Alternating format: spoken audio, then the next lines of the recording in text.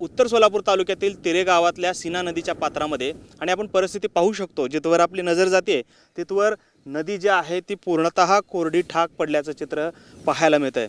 खरं तर आपण पाहतोय जुलै महिन्याची आज 13-14 तारीख आली तरीही अद्याप पावसाने हजेरी लावली नाही आणि त्यामुळे सीना नदी काठ जो आहे तो पूर्णतः आता कोरडा ठाक पडल्याचं चित्र हे पाहायला मिळतं आहे.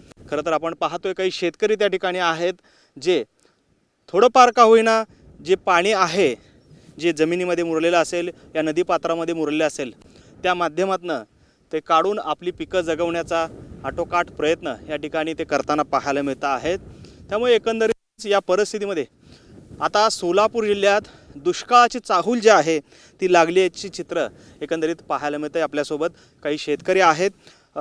दादा, खरं तर मागच्या वर्षी याच दिवसामध्ये याच सीनेला मोठ्या प्रमाणात पूर आला आणि होत्याच नव्हतं झालं.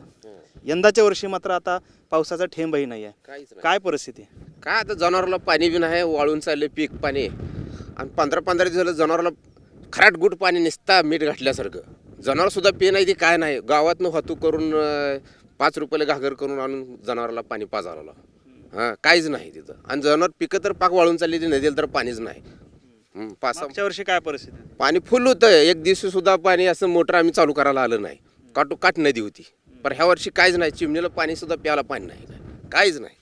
कसं होणार मग आता पुढच्या अजून एवढा मोठा पावसाळा जाऊन हिवाळा उन्हाळा काय नदीला पाणी सोडण्याची जर सोडलं तरी बी आपले पीक पाणी जनावराला माणसाला जरा समाधान मिळेल. हाय तेवढी तर कारखान्याला जाईल एवढं पीक पाणी. हा एवढं काय पिकाची परिस्थिती? काय आता ती वाळून चालले तेवढं पर थोडंफार तर द्यावं. जनावरला तर पाणी आहे. 10-10, 15-15 जनावर जर सांभाळायची म्हणलं तर काय करायचं? पाणी कुठून आणायचं? टँकर पैसे कुठून आणायचं त्याला? काय आहे? काहीच नाही.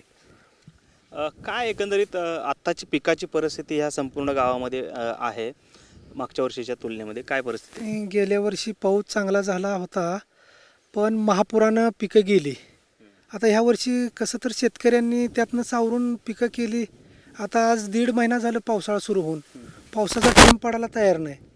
पाऊस पडायला तयार नाही. सीना नदी आहे ती कोरडी ठाक पडलेली आहे. आता इतकी गंभीर परिस्थिती सलग 2 वर्ष. गेल्या वर्षी महापुराने मारलं आणि ह्या वर्षी पावसाने मारलं अशी परिस्थिती शेतकऱ्यावर ओढवलेली आहे. आता या पुढील काळात जर आता शासनाने याचा सारासार विचार करावा. बाबा हाय ती पिकं वाचवण्यासाठी तर निदान थोडं आणि जनावरांसाठी थोडं पाणी सोडण्याची सोय करावी एवढीच अपेक्षा. काय तुमचं काय आहे शेतात? काय आहे सध्या तुमच्या? सध्या ऊस आहे, तुरी आहेत आणि जनावर आहे. जनावरांना पाणीच नाही प्यायला. आणि सध्या कुठं बोरची बी सोर्स नाहीत. खरड गुट पाणी आहे. गुरं डरगाळा लागलेत सगळी. गुराची प्रकृती खूपच गंभीर आहे.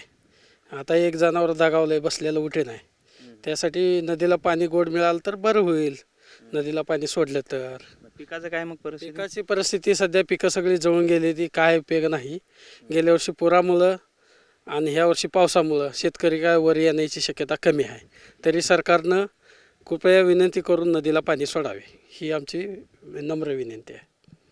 आपण पाहतोय खरं तर मागील वर्षी पुरामुळे मोठ्या प्रमाणात नुकसान झालं आणि यंदा पाऊस नसल्यामुळं या शेतकऱ्यांचं नुकसान जे आहे ते होताना पाहायला मिळतं आहे. त्यामुळे सरकारने किमान पाणी सोडावं अशी अपेक्षा जी आहे ती हे सीनाकाठचे शेतकरी अशी अपेक्षा व्यक्त करताना पाहायला मिळत आहेत.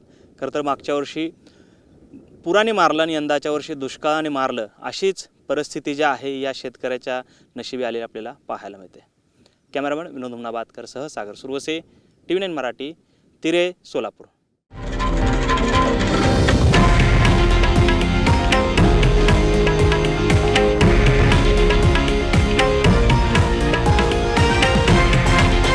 हे आहे देशातील नंबर 1 न्यूज नेटवर्क आणि आपण पाहत आहात TV9 मराठी, एकमेव.